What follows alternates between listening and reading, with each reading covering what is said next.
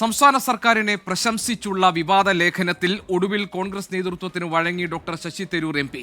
കേരളത്തിലെ സംരംഭകത്വത്തിന്റെ കഥ റിപ്പോർട്ട് ചെയ്തതൊന്നുമല്ല, അവകാശവാദങ്ങൾ മാത്രമാണെന്ന് മനസ്സിലായി എന്നാണ് ശശി തരൂരിന്റെ എക്സ് പോസ്റ്റ് വന്നിരിക്കുന്നത്. ഹൈക്കമാൻഡും കേരള നേതാക്കളും തമ്മിലുള്ള കൂടിക്കാഴ്ചയ്ക്ക് പിന്നാലെയാണ് ഡോക്ടർ തരൂരിന്റെ ഈ നിലപാട് മാറ്റം. തിരുവനന്തപുരത്ത് നിന്ന് സലീം മാലിക് വിവരങ്ങൾ നൽകാറുണ്ട്. സലീം, ആര് പറഞ്ഞാലും പറയാനുള്ള കാര്യങ്ങൾ പറയും, സത്യസന്ധമായി പറയും എന്നതായിരുന്നു ഡോക്ടർ തരൂരിന്റെ ഇതുവരെയുള്ള നിലപാട്.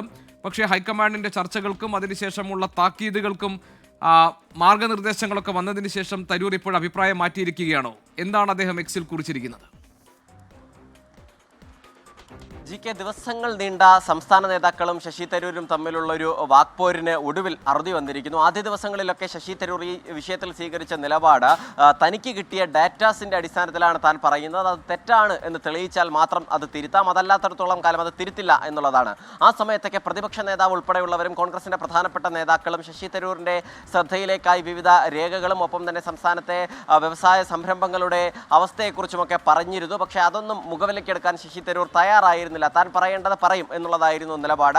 പക്ഷേ ഇപ്പോൾ ശശി തരൂർ പാർട്ടിക്ക് വഴങ്ങിയിരിക്കുന്നു, പാർട്ടി നിലപാടിനൊപ്പം ശശി തരൂരും എത്തിയിരിക്കുന്നു എന്നുള്ളതാണ്. എക്സ് പോസ്റ്റിലാണ് ശശി തരൂർ ഇപ്പോൾ ഒരു ലേഖനം പങ്കുവെച്ചുകൊണ്ട് സംസ്ഥാനത്ത് കഴിഞ്ഞ 9 വർഷത്തിനിടെ പൂട്ടിപ്പോയ ചെറുകിട സംരംഭങ്ങളുടെ ലേഖനം, പത്രവാർത്തയുടെ കട്ടിംഗ് ഉൾപ്പെടെ പങ്കുവെച്ചുകൊണ്ട് തരൂർ ആ നിലപാട് തിരുത്തിയിരിക്കുന്നത്. കേരളത്തിലെ സംരംഭകത്വങ്ങളുടെ അവസ്ഥ നമ്മൾ നേരത്തെ അറിഞ്ഞതുപോലെയുള്ള കഥയല്ല എന്നുള്ളതാണ്. പക്ഷേ സർക്കാരിൻ്റെ ഉദ്ദേശശുദ്ധി മാത്രം കൊള്ളാം, പക്ഷേ സർക്കാർ പറയുന്ന അവകാശവാദങ്ങളൊന്നുമല്ല ശരി, പലതും കടലാസിൽ മാത്രമാണ് ഉള്ളത് എന്നുള്ളതും, അതുകൊണ്ട് തന്നെ സംസ്ഥാനത്ത് കൂടുതൽ സംരംഭങ്ങൾ വരണം എന്നും ശശി തരൂർ എക്സ് പോസ്റ്റിൽ കുറിക്കുന്നു. അങ്ങനെ വളരെ ദിവസങ്ങൾക്ക് നീണ്ട ഒരു തർക്കം, കേരളത്തിലെ നേതാക്കൾ തമ്മിലുള്ള തർക്കം, ശശി തരൂർ വേഴ്സസ് കോൺഗ്രസിലെ കേരളത്തിലെ മറ്റു നേതാക്കൾ എന്ന തർക്കം അവസാനിക്കുന്നു. അതിൻ്റെ സമയം കൂടി ശ്രദ്ധേയമാണ്. കാരണം കഴിഞ്ഞ വെള്ളിയാഴ്ചയാണ് ഹൈക്കമാൻഡും കേരള നേതാക്കളും തമ്മിൽ നേരത്തെ കൂടിക്കാഴ്ച നടന്നത്. ആ യോഗത്തിൽ തന്നെ ശശി തരൂർ CPIM-നെതിരെ ഉൾപ്പെടെ സർക്കാരിനെതിരെ കേരളത്തിൽ ശക്തമായ പ്രചരണം ശക്തമാക്കണമെന്നുൾപ്പെടെ ആവശ്യം ഉയർത്തിയിരുന്നു.